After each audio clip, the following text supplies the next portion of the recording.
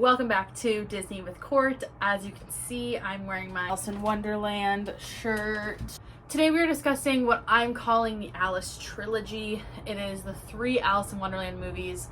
Today we'll be comparing the 1951 Alice in Wonderland movie with Alice in Wonderland 2010 movie and the 2016 Alice Through the Looking Glass movie. These are all available on Disney Plus, so you can go head over and watch those. All 3 of these movies started out as books. They're all inspired by Lewis Carroll's novels, Alice's Adventures in Wonderland in 1865, Through the Looking Glass, and What Alice Found There in 1971. Within Through the Looking Glass and What Alice Found There, there's a couple poems, one of them being the Jabberwocky poem. I went to go find my Alice in Wonderland books, but I can't find them. So we'll be ranking these movies on 4 categories: best songs / soundtrack, movie with the best story or plot, and then we will be taking into considerations the Rotten Tomatoes scores, and I have some thoughts on it, and then we'll go over my personal favorite characters. Again, if you disagree with any of these things, let me know in the comments. Tell me your favorite characters. Tell me what you would rank the movies. Now, there's a lot of lore behind these books and movies. There's a lot that happens within the movies. I simply cannot discuss all of it in one video, so I won't be. So there's lots that I'm not going to talk about. There's lots I'm not going to cover. I'm going to go through a quick summary of each movie, and then we'll go and give all the rankings to all of them. Okay, so Alice in Wonderland 1951, we see Alice, a curious girl. She follows White Rabbit, falls into a whimsical world called Wonderland. There she meets bizarre creatures, and as chaos unfolds, she questions her identity and what reality is. Then she wakes up realizing everything was a dream. Allegedly a dream. This movie is so whimsical, so fun. Classic animation style, that's one thing to consider. Other 2 movies are live action with CGI. So that's the only major difference between the movies. And we will take into consideration the fact that this movie was made in 1951 versus the other ones that were made with a lot more technology available. Characters that appear in this movie are Alice, she's our protagonist. We have the White Rabbit, we have the Queen of Hearts. The King of Hearts also makes an appearance, although he is very small. We have the Mad Hatter and the March Hare, the Cheshire Cat, we have the Caterpillar, Tweedledee and Tweedledum, the Dodo Bird. We have Dina, who's Alice's kitten in real life. We have the Doorknob, there's Talking Flowers, the Walrus and the Carpenter. We have the Oysters, we have Bill the Lizard, who's a chimney sweep. We have our little trio, the Mad Hatters, and that's the March Hare, the Mad Hatter, and the Dormouse. They kind of are always having their tea parties together. In the 2010 Alice in Wonderland movie, it is Tim Burton's 2010 Alice in Wonderland. 19-year-old Alice returns to the strange world of Underland, which she called Wonderland when she was a kid. She learns that she's destined to defeat the fearsome Jabberwocky and end the Red Queen's rule. She's guided by familiar faces, such as the Mad Hatter and Cheshire Cat. Alice must embrace her identity and find the courage to fulfill her destiny. It is written that she will defeat the Jabberwocky. That is her destiny, and it doesn't change. She keeps checking it. Everyone keeps assuming she's the wrong Alice. Through this movie, she thinks she's the wrong Alice. The Mad Hatter said that she's lost her muchness. That's a really big theme as we head into Alice Through the Looking Glass. We'll get there. The main characters in this movie, Alice, we learn her last name, which is Kingsley. The Mad Hatter, and we learn his name, which is Terrent Hightop. The Red Queen is Erasabeth of Crims. Morena of Marmoreal. The White Rabbit, the March Hare, the Dormouse, Caterpillar, who's Absalom, the Knave of Hearts, Mr. Stain, Jabberwocky, the Bandersnatch. We also meet Bayard, who's a dog. We see Tweedledee and Tweedledum again.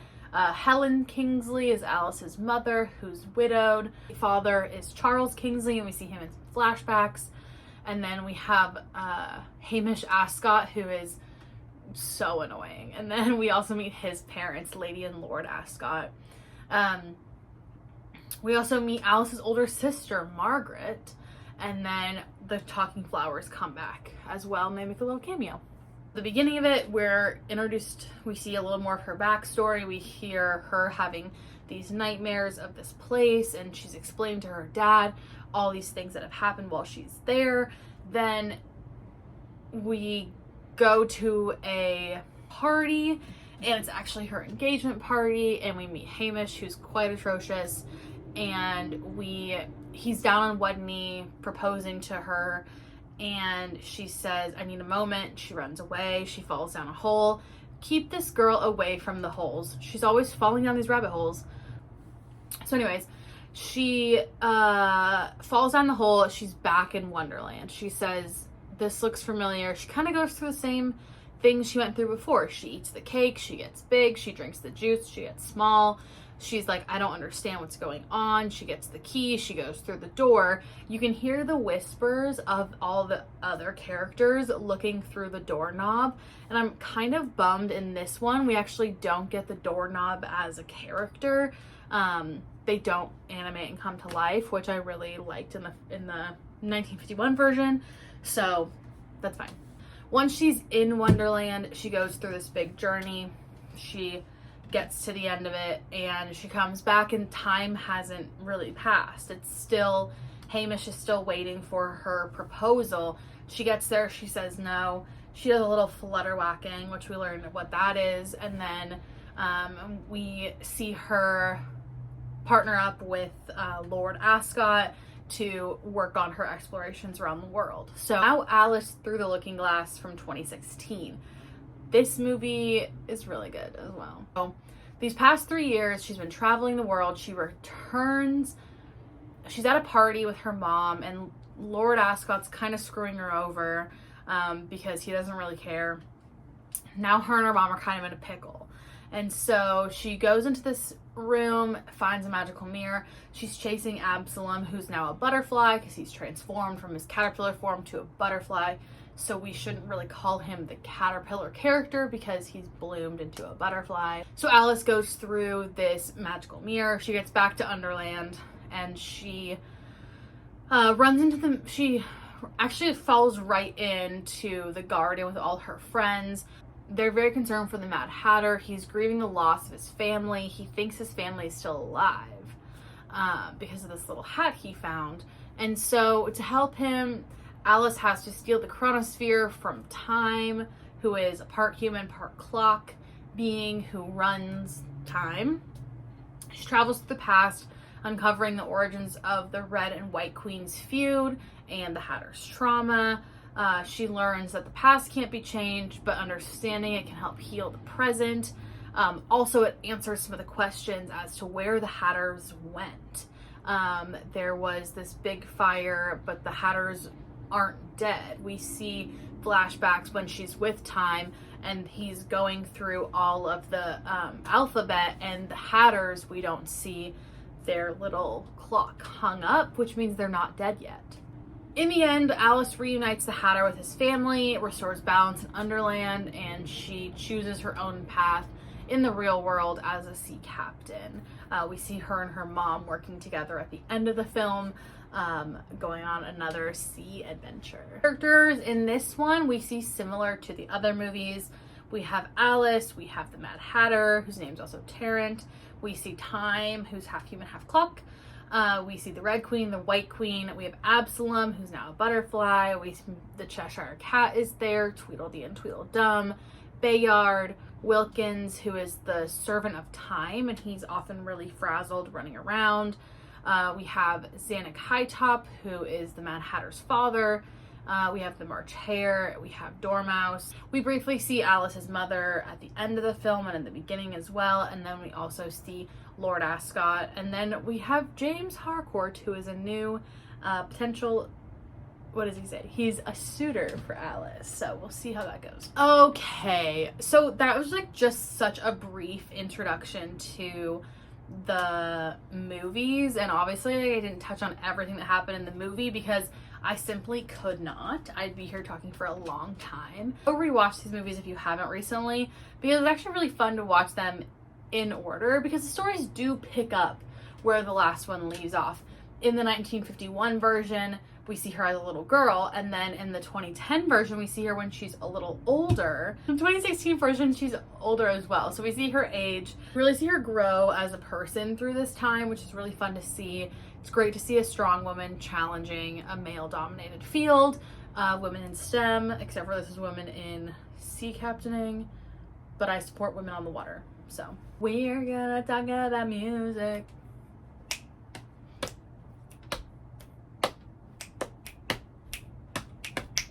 Getting into our rankings, I'll be ranking these on a couple different categories. First one is best songs / soundtrack. There's no songs you can really sing along to in the 2010 and 2016 movies, which kind of stinks, but whatever, I get it. It's not a musical. Versus the 1951 is very heavy on the music. We pretty much see a musical scene one after another. My favorites are the Sailor's Hornpipe, and then the Walrus and the Carpenter, obviously, and A-I-O-U, which is what Absalom, the caterpillar, performed with his hookah. I think it's fun. The Walrus and the Carpenter is also just such a good story.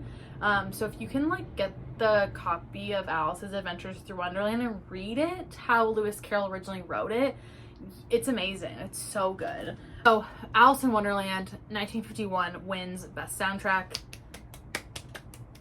And then coming in second place is 2016 Through the Looking Glass. It's Danny Elfman doing the composing on this one, which is already amazing.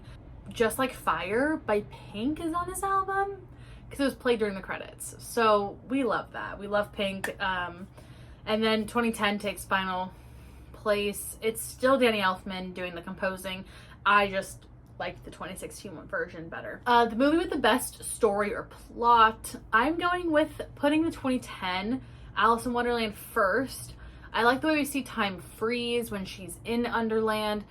She comes back after she's been gone for a long time and it's only been moments in the real world. She also is convinced that it was all a dream, like it was when she was a kid.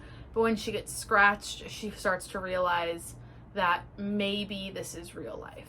I think this leans into the point that you can dream impossible things, and really it aligns to her overall vibe. She thinks that she's living in this magical world.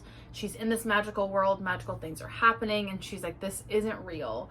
Yet when she was a kid, she was believing in all of these impossible things. So we see flashbacks with her dad in this one, and I really like that, and I really think it shapes her as a character. You can see a lot more of the development around it when she asks him, have I gone mad? And he says, yeah, probably, but everybody who's good is, and that just shows that he's a real one. Alice in Wonderland 1951 takes second place. It's a classic. The animation style really leans into the story. I love how we see all of the different crazy things that are happening. We're meeting Tweedledee and Tweedledum. They're singing us their silly little songs. They're telling us these fun stories. She gets trapped in this house and a lizard has to come down and save her. Like, it's all just so crazy, blah, and then she just wakes up. I also love the Queen of Hearts in this version as well. I think it's better. Just like the animation style and her vibe are so bad. Like, she's just so mean. I like that the rides at Disney are the same style as the 1951 version, and they haven't gone in and updated any of them. I think it just feels like a classic, and that is a great feeling. Next we have Alice Through the Looking Glass 2016, taking the final spot, number 3 in the plot. I see the whimsy, I see the fun, I see the connection to the story. I just think that there was so many other things we could have leaned into. This was the one. It felt like there were so many more characters being added in that really we didn't need. Okay, Rotten Tomatoes had some pretty strong feelings with this one. The 1951 version was ranked 84%, the 2010 at 51%. And unfortunately, Alice Through the Looking Glass 2016 got 29%. So these were the like critics scores. All of the audience scores were actually lower, which I don't see a lot when I go on Rotten Tomatoes. Usually the audience likes them more than the critics do, but here the critics really liked it and the audience just kind of didn't. Some of my favorite characters, obviously Alice, but from the 2010 version specifically, I think she's just delusional enough to be silly at the beginning. Then she kind of gets locked in and she's really into this like moment of really believing in herself and understanding that it's her destiny and she's in charge of it. But that does mean that you still have to do some things like slay a Jabberwocky, you know? My next favorite character is the Cheshire Cat, but from the 1951 version. I also like the Queen of Hearts, as I said previously, from 1951. Cheshire Cat in the original just is so cute and funny, and I love the pink coloring. In the 2010, 2016 ones, he's like gray and blue, which I think like the evaporating kind of is a little bit easier to see, but I like the pink. Why can't he be pink? Why do you have to be blue? So I think the Mad Hatter is the best in the 2010 version. He kind of is crashing out in the 2016 version, and I think in the 2010 he's really funny and provides some good like comedic relief in the movie. The White Queen is my fave in the 2016 version. It's great to see her backstory, and it's good to see her evolve and own up to what she did when she was a kid. Well, there you have it. Overall, nothing beats a classic. The 1951 version is great. Check out my new Substack post. Check out my other video for the Halloween foodie guide at Disneyland Resort. My Instagram page, Disney with Court. Follow me there to get all the updates. I like these movies. I really do. I think that's all I got, guys. So really, thanks for tuning in. Thanks for watching this video. I love making these videos, so I'm so excited to do more. I have some other movies in the works, so if you're looking forward to those, let me know. And then if you have ideas, send them my way. Thanks, guys.